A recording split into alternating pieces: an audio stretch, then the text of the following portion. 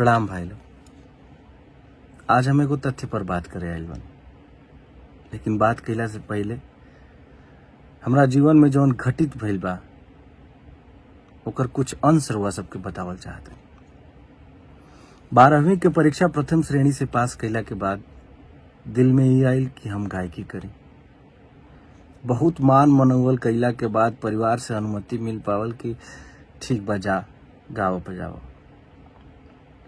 फिर हम संगीत के शिक्षा प्राप्त कईनी। फिर बारी आइल एल्बम निकाले के। हमार पापा बनारस में एगो प्राइवेट स्कूल में पढ़ावत रहन और फिर ट्यूशन वगैरह पढ़ा के परिवार के भरण पोषण करत रहन। ऐसन परिवार में एल्बम बनावे खातिर हमनी घरे कहनी कि हमारा पैसा चाहिए। तो हमारा आज भी याद बा, माई हमार मामा के लड़का हवन संतोष तिवारी जी, जौन देहरादून में रहलन, उनका से 20,000 रुपया मंगलस। भैया के बहुत बहुत धन्यवाद कि उस समय में भैया मदद कैलन। फिर हम गईनी कैसेट निकलनी। अब 20,000 में पूरा 8 गाना के ओती घरी कैसेट आवत रहे, तो पूरा ऑडियो वीडियो तो बनी ना 20,000 में। तो ओती घरी हमार साथ और मार्गदर्शन कैलन बड़ भाई सुधीर यादव संगम जी, जौन गाजीपुर के रहे वाला हवन। हमनी के 4-4 गाना के कैसेट निकलनी जा। कैसेट के नाम रहे माई आके रक्षा करी।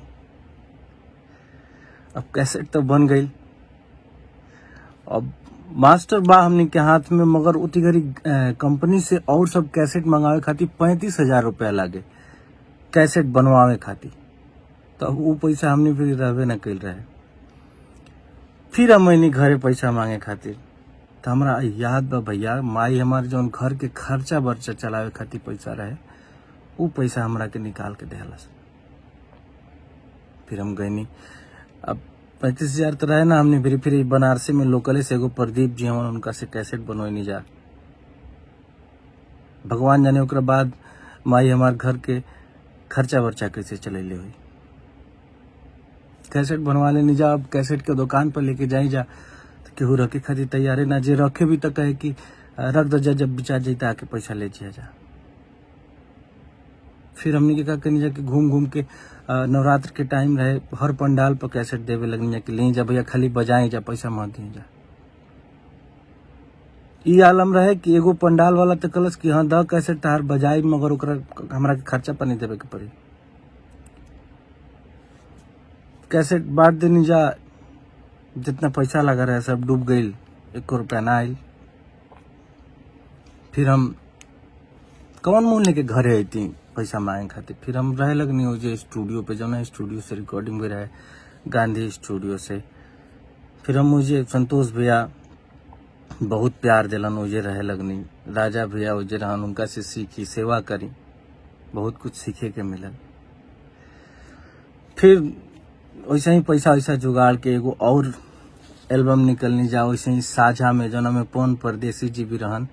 एल्बम के नाम रहे देवघर के दबंग भोलेनाथ। वो ना चलल। हताश हो गई हम, समझ में ना आवत रहे का करी। फिर एक बार हिम्मत जुटा के घरे आईनी, कहनी कि एगो लोकगीत निकाले के बाद कैसे हूँ पैसा के जुगाड़ हो जाता। फिर हमारे पिताजी कैसे हमरा के पैसा दिलन ये हम बतावल नहीं चाहत, मगर हमरा के पैसा मिलल। हम जाके एल्बम बनैनी, मन माने ना। ऑडियो तो बन गई, लेकिन वीडियो बनावे के पैसा ना रहे। तो उतनी घड़ी मदद कैनी। बनारस के वो बहुत ही टैलेंटेड एक्ट्रेस हैं तानिया जी, उन्होंने हमारा वीडियो फाइनेंस किया। उनका पैसा अब कुछ दिन पहले हमने उनको वापस किया है, लेकिन उस समय पे उन्होंने बहुत मदद किया, इसके लिए बहुत बहुत धन्यवाद। अब कैसेट तो बन गई, ऑडियो वीडियो दोनों बन गई, लेकिन वह काम फिर की 35,000 रुपया फिर से रिलीजिंग खाती, वो पैसा ना जुट पायल होती घड़ी, और एल्बम वो आज तक ना आयल। फिर अब समझ में ना आवत रहे कि अब का कल जाओ। फिर हम राजा भैया से कहनी, जौन वहाँ रिकॉर्डिस्ट रहन गांधी स्टूडियो में, हम कहनी कि हमरा के रिकॉर्डिंग सिखा दो। अब तो आगे पढ़ाई उड़ाई छुटिए गई बा, संगीत की डिग्री बा हमरा भी तक कभी। अब देखल जाए हमरा के अभी रिकॉर्डिंग सिखा दे रुआ के कि हम रिकॉर्डिस्ट बन जाए। ऐसे ही जिंदगी कटे लागल। तो फिर अचानक से एगो गाना आयल रहे जौन के नाम रहे शीशे का था दिल मेरा। बहुत वायरल भेल रहे गाना। तो हम वो गाना लेके, पैसा तो रहे ना हमरा फिर, वो गाना पर एगो भोजपुरी गाना लिखनी हम जौन के नाम रहे लप लप करे कमरिया, दिलवा में का दो होला का तू जान लेबू।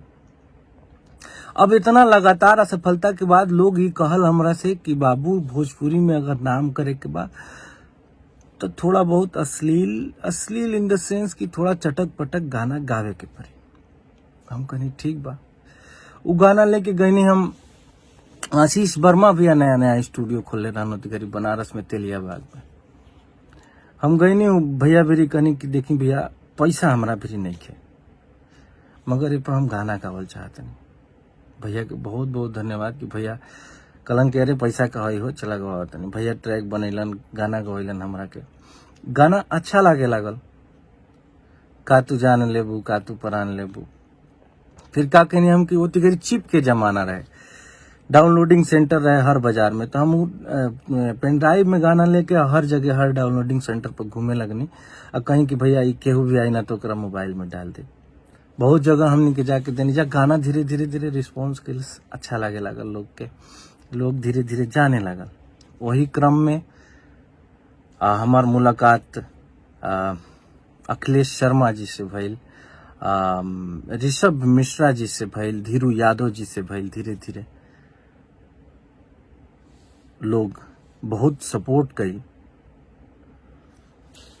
फिर गाना आयल, सतीश राय जी ने बहुत सपोर्ट किया। फिर गाना आयल कि करुआ तेल, लोग बहुत ज्यादा प्यार दुलार आशीर्वाद दिलस। फिर रउआ सबके प्यार दुलार आशीर्वाद के बदौलत हम मुंबई गए फिल्म इंडस्ट्री में। सासाराम के केला भी एगो गाना आई रहे। मुंबई गईला के बाद जब हम देखनी कि हमनी के अश्लीलता के बदौलत जौन हमनी के गाना गावत नहीं जा, ओकरा बदौलत भोजपुरी के बहुत शर्मिंदगी के सामना करे के पड़ता। हमनी के खुद के बाहर के इंडस्ट्री में, जैसे मुंबई गईला के बाद भोजपुरी नाम सुनते तो किसी तरह से नाक सिकोड़ लसन, भोजपुरी में काम करते हैं। तब हमरा समझ में आई कि जब हमार भगवान स्वरूपी जनता हमके इतना प्यार दुलार आशीर्वाद दे के एजा मुंबई तक भेजले बा, तो हमार दायित्व बनता कि एकरा के सुधार के दिशा में कुछ कार्य कर जाओ। ओ दिशा में फिर भैया हमरा मन में इजागल कि हमनी के धीरे धीरे ही क्रमिक ही लेकिन सुधार के आवश्यकता बा। हमनी के गाना बनेनी जा दर्द दिल के एल्बम के नाम रहे। कैसे कि बहुत दिन से कोनो सैड सॉन्ग उती घड़ी जब हमारी दर्द दिल के एल्बम आई रहे उती घड़ी इंडस्ट्री में ना आई रहे। बहुत पहले पवन भैया के एगो गाना आई रहे जौना के नाम रहे पवन की सच्चाई। जौना में गाना रहे सनैया लगावल बहुत बात नहीं खे। ये गाना सुन के हमनी के गावे सीखी जाए। तो हमारा ये समझ में आई कि एगो सैड सॉन्ग के पूरा एल्बम कल जाओ। तो जौना के हम नाम रहे दर्द दिल के हमनी के कनी जा, जौना में जाए चंदा तीर हमारा करेजवा के पार हो गई, मुझे दर्दे दिल का पता न था, और बहुत सारा सैड सॉन्ग रहे। यदि छोड़ के तू जईबू ए जान दीवाना तो हर मर जाई हो, नींद अखिया से चैन दिल से जब लुटा जाई, प्यार के गीतिया जुदाई में केहू का गई। ई गाना जब आइल जाए चंदा के स्पेशली बहुत ज्यादा प्यार दुलार आशीर्वाद मिलल। दिल में हिम्मत जागल कि ना बढ़िया गाना भी बाज सकेला, बढ़िया गाना भी चल सकेला। वही क्रम में गोरी तोर चुनरी, अभी मुंह मारो कमैला के वही प्रयास में कहे से कि हम फिर एगो दिमाग में अपना बैठा लेनी कि अच्छा गाना भी देना है और पब्लिक को एंटरटेनिंग गाना भी देना है, जिससे कोई वही सैड सॉन्ग और लव सॉन्ग सुनते सुनते कोई बोर ना हो। तो इसलिए थोड़ा बहुत चटक मटक भी गाना देना है। तो उसी मतलब हमारे दिमाग में बन गया कि सुधार की स्थिति में, सुधार के रास्ते पे हम लोगों को चलना है, खास करके हमको, क्योंकि मैं अपनी जिम्मेदारी ले सकता हूं। उसी क्रम में गाना मुँह मारो कमैला के अभी एक पूर्वी बयरिया हमारा गाना आया था, मजा मिली नहीं ऐसी न कुलरिया में जौन रानी जौन मजा पूर्वी बयरिया में। भैया लगातार म्यूजिक, यूट्यूब के म्यूजिक सेक्शन में लगातार वो गाना 27 दिन तक ट्रेंड किया। ये प्रमाण है इस बात का कि धीरे धीरे ही सही हम लोग अपने प्रयास में सफल हो रहे हैं। मानसिकता, एक समय पे जब मैं असफल हो रहा था तो मेरे दिमाग में आया कि जब तक मैं अश्लील नहीं गाऊंगा तब तक मेरा कुछ नहीं हो सकता है, मैं नाम नहीं कर पाऊंगा। मैं ये चाहता हूं कि हमारी आने वाली जो पीढ़ियां हैं उनमें ये मानसिकता ना जाए, उनमें ये मानसिकता जाए कि अच्छे गाने गा के वो नाम कमा सकते हैं भोजपुरी इंडस्ट्री में। इसी प्रयास में मैं हूं, आज भी इसी प्रयास में हूं कि अच्छे गानों का बोलबाला हो भोजपुरी इंडस्ट्री में। और हम धीरे धीरे सफल हो रहे हैं हम लोग, और इसके लिए संगठित रूप से प्रयास करना पड़ेगा हम लोगों को, एकजुट होकर प्रयास करना पड़ेगा। आज के डेट में अश्लीलता के खिलाफ बहुत सारा मुहिम मैं देख रहा हूं। जनता जंक्शन है, दो भाई हैं हमारे, मगहिया जवान करके आईडी है उनकी, हमने देखा उन लोगों ने अश्लीलता के खिलाफ मुहिम छेड़ रखा है, बहुत अच्छा लगा।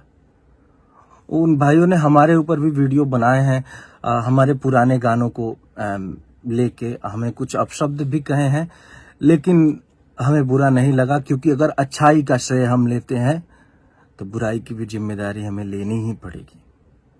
लेकिन उन भाइयों से ना इतनी सी थोड़ा दुख लग गया कि वो हमारे पुराने गानों को उठा के हमें अपशब्द तो कह दिए, लेकिन फिर उसके बाद हमारा लक्ष्य नहीं देखे, किस सोच को लेके हम आगे बढ़ रहे हैं, इस बात को वो समझ नहीं पाए। शायद उनकी इतनी समझ नहीं है।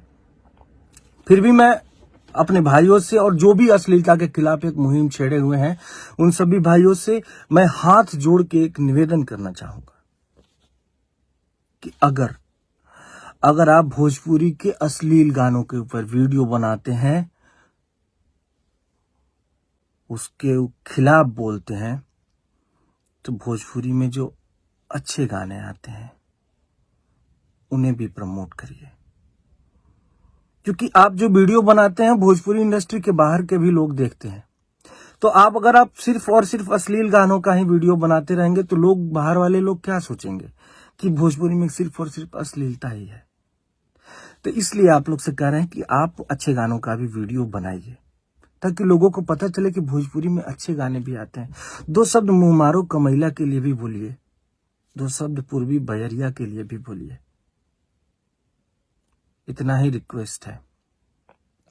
बाकी आप लोग बहुत अच्छा कर रहे हैं और हमारी जनता महान है, हमें जो प्यार देते हैं वो महान है, जिनके प्यार दुलार आशीर्वाद के बदौलत आज हम लोग जो भी हैं सो हैं। ये बदलाव की बयार है, ये बदलाव का समय है। एकजुट के हम लोगों को काम करना पड़ेगा, एकजुट होकर। और आप लोग को मैं बता दूं कि भोजपुरी इंडस्ट्री से बड़ा कोई इंडस्ट्री नहीं है।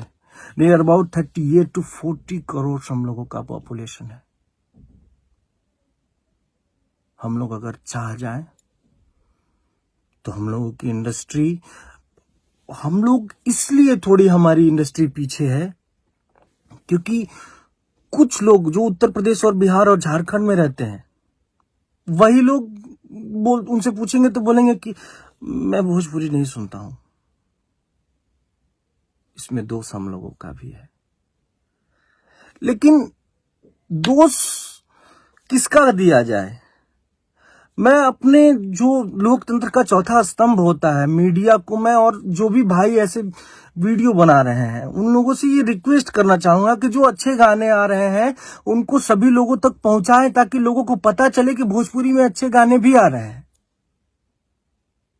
हमारे लोग जिस दिन सारे लोग भोजपुरी से जुड़ गए, भोजपुरी से बड़ी इंडस्ट्री किसी के पास नहीं होगी। जितने भी रीजनल लैंग्वेजेस हैं अपने इंडिया में, सबसे ज्यादा पॉपुलेशन हम लोगों की है। बहुत अच्छा लग रहा है ये बदलाव की बयार देख के, लेकिन आप लोग से यही रिक्वेस्ट है, अच्छे काम की तारीफ भी करें आप लोग प्लीज। प्रणाम।